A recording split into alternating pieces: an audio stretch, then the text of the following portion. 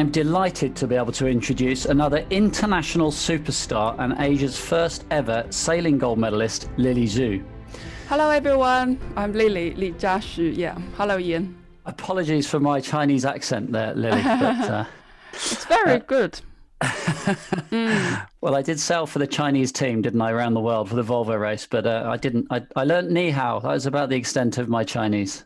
Very good, very accurate, good pronunciation. And shay shay. Yes, yeah.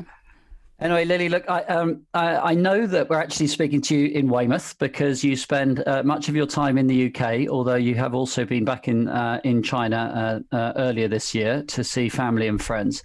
And that you kind of feel that UK is partly your home. But nevertheless, we're going to treat you as our international sailing superstar all the way from China.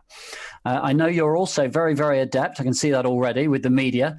And you're far more qualified than me behind the camera. So forgive me if I'm not up to your very high standards. You started to sail at 10. You were away from your parents. I mean, what was that like? That's so removed from anything we might understand here in the UK. Yeah, probably 10, 20 years ago in China, there's only one format of training for the sailors.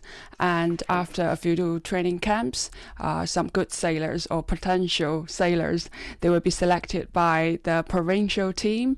And then the moment I got selected, I become a full-time sailor. Just the good thing is the state funding system covered all the budget financial for buying equipment, for accommodation, for traveling, etc. But the price to pay is we lost our freedom. So throughout the year, we almost train every day. And for 20 years or so, that's more or less my lifestyle. So at the age of 10, you were effectively sort of like at what we'd, I guess, think of as boarding school here in the UK. You were away from home, training every day. Presumably you had to study as well, or else you wouldn't have your master's degree now. Yeah, in terms of study at that time, we only do 3 major subjects. So training in the morning and in the afternoon, and then studying in the evening for 3 hours, which is mainly the Chinese, English, and mathematics. So we missed out a lot of the study. But yeah, full-time training is really hard at that age, I must admit. We only have 1 week or 2 holiday over the year, and that's when I got allowed to see my parents. But the rest of the time just training 6 days a week, and only go back to see my parents after the season of racing. And in terms of training format, in China we have a saying of 996 to describe those white collar workers. They start from 9 o'clock and finish at 9 p.m. and working 6 days a week. Very hard. And for us, probably Chinese athletes, it's 666. So start morning run at 6 and finish the final training at 6, and then 6 days a week. Only 1 day off, so that's a bit too much. I wouldn't recommend that kind of training format. Yeah, so I will emphasize more on the quality of training instead of quantity. Right, and you say you only saw your parents twice a year. Once a year. Once a year you saw your parents, and that was what, from the age of 10 until 13. Until 13. Wow, I bet your parents missed you very, very much, but I bet they're very proud of you too. But obviously it was successful in terms of sport, and you quickly it was within about 3 years you were winning Optimist championships. I would say the winning purely comes from the amount or the hours putting in sailing and training. Imagine for between 10 and 15 years old when I was sailing Optimist, probably the Chinese Opti sailors are the only one that will train 6 days a week, full time, full on. Whereas the rest of the world, Opti sailors, you only sail on the weekends. It's just purely winning by the amount I invested. Yeah, by the commitment. Did you enjoy it? During Optimist, I would say somewhere in the middle, because I choose sailing. I switched from swimming to sailing. Is because I found sailing is much more fun than swimming, because swimming's in the limited pool. You just swim to and back. Yeah. Very boring. And still nowadays, when I go swimming, I will feel how the time goes so slow. With sailing, hours and hours fly by while on the water. But the training regime in the Chinese or Shanghai team is a bit too rigid. That's hard to experience. But later on, when I started to feel more joy of sail fast and then beating all the international sailors, I actually feel it's all worthwhile. So probably in a few years, I realized that I've really fallen in love with sailing. I couldn't live without it. Right, and you've made a lifetime passion of it, and of course you've got to travel the world, and you represented your country in your home Olympic Games in Beijing, or in Qingdao, where the sailing was, in 2008. What was that? Were you 19 then? Something like that? I think it was very stressful. I wasn't prepared for the pressure at all. I would much prefer to have a foreign Olympics for my first or second one. And then if that can be my third Olympics, I think I will better mastering the pressure. So it's one uncertainty about the Olympics, and the other is from the home expectations. So adding all together, I have countless sleepless nights. In the end, when we're racing, it's all the mental toughness that matters, that determine the final results. Whether you can perform under pressure, whether you can still sail well when you feel nervous. So these are the invisible skills that we need to learn as well. Interesting. So that's the key quality, you think, for being a top sailor? Exactly. But I now understand why you were so calm under pressure in London 2012 in that amazing medal race. Tell us about that. Yeah, I would say the reason that I can win that London Olympic Games is I have that extra on for being tougher in my mental preparation, because after Beijing I've learned that's how Olympic tastes like, and I started to learn some sports psychology books and apply those skills of meditation, self-talk, and utilizing it into my everyday training as well as racing. So put it in a simple way, in terms of how many times we can participate in the Olympics, probably it's once, twice, 3 times, and maximum 6, 7 times. And every time you go to it, because it's so few or so rare in our life, then we're all human nature. We will feel nervous. That's very normal.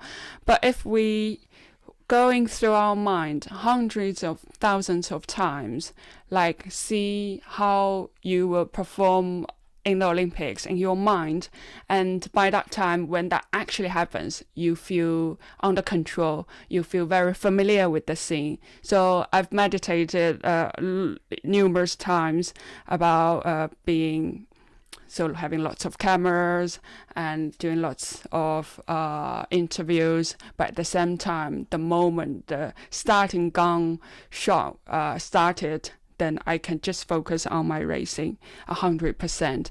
And also, as I said, touched on earlier, you've overcome a lot of injuries to get to that point, haven't you? You'd had to come back. I think you'd had problem with your vision. I remember you speaking so passionately at the World Sailor of the Year when you made that incredible speech, which again, if you haven't seen it, please go and watch it on YouTube.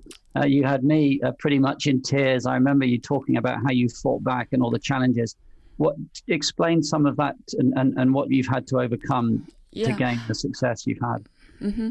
I was born with half deaf, and then my left eye can't really see anything. So in my early years, I was taunted and joked a lot. That wasn't pleasant. And but actually, looking back, I will see, even though I couldn't communicate very well with people, but at the same time, it helps me focus much better than my peers. So I'm less likely to be distracted when I'm focused on things at hand, whether that's sailing or training and doing anything else. So that's why I came out the conclusion that trying to be positive and then trying to find the beauty behind everything that appears to be not so good or unlucky, or what I used to complain the God is unfair to me. But when there's a door shut, there must be a window open. So open your eyes and then find them. I absolutely love that. You turn a challenge into a positive. You're seeing the good in presumably all things and all people, and that's a wonderfully positive message. I wonder if you had a piece of advice for young sailors, what would that piece of advice be? My advice for the young sailors would be to read as many books related to sailing as possible. So from my experience, when I was in China, I have no books about sailing at all. It was not until when I picked up sailing and when I traveled into England that I was amazed to see how many books we have about sailing. I just couldn't help indulge myself into those books. You are very lucky to be a native English speaker, but probably sometimes you will take it for granted and not really cherish those you already have. But for me, if I'm an outsider, when I came to the UK, and I just feel, wow, those so many precious knowledge or theories already being made by your previous generation of people, learn from them first, and that will help you make less mistakes, and then add on some of your own adventure, like your own innovation. So that's one of the suggestions. Maybe it's a bit boring, but yeah, read lots of books. I guess that's the cheapest way to help you improve. I love that. I think a load of children might have just switched off though, as soon as you try and ask them to read a book. But so okay, yeah. That's one. Okay, that's a great. Love that. Love that.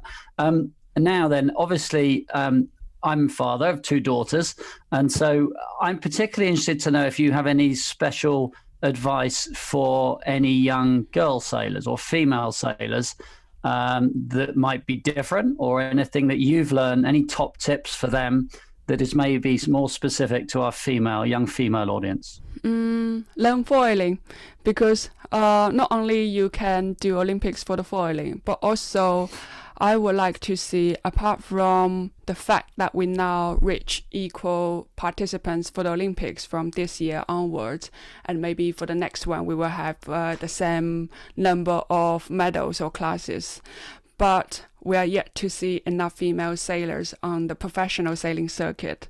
So by mastering the foiling, then you will have a better chance to upgrade to the America's Cup, or whether that's the Volvo Ocean Race, and now the Vendée Globe, we see the foiling in Mocha 60 as well. So yeah, I would like to see more females join this professional sailing circuit. Well, you've just cost me thousands of pounds there, Lily, because I'm going to be forced to go and buy a wasp or something. Apologize for that. Good stuff. Look, Lily, I could sit here and talk to you for hours. I'm fascinated by the experiences you've had, and I'm sure our audience is too. But I'm very conscious of your time. I love the backdrop, by the way, the Optimist sail and the laser parts. That's good. Very, very on point. Look, I can't thank you enough. Thank you for your time. Thank you for sharing your knowledge with all the young sailors out there. Please stay safe, look after yourself, and I wish you all the very best for the year ahead. Thank you very much, Ian. Thank you all. Thanks, Lily.